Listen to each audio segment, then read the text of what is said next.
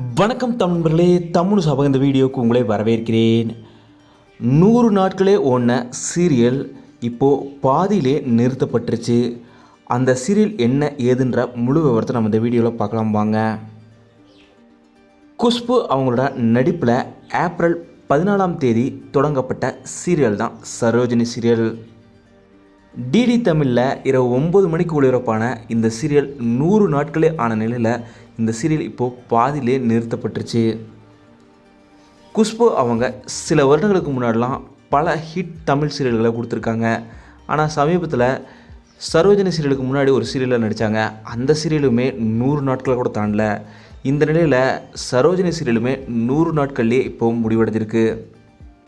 தொடர்ந்து ஹிட் கொடுத்துட்டு வந்த சீரியல் நடிகர்களான குஷ்பு, ராதிகா எல்லோருமே இப்போது தொடர்ந்து ஃபெயிலியர்ஸ் மட்டும்தான் கொடுத்துட்டு வராங்க.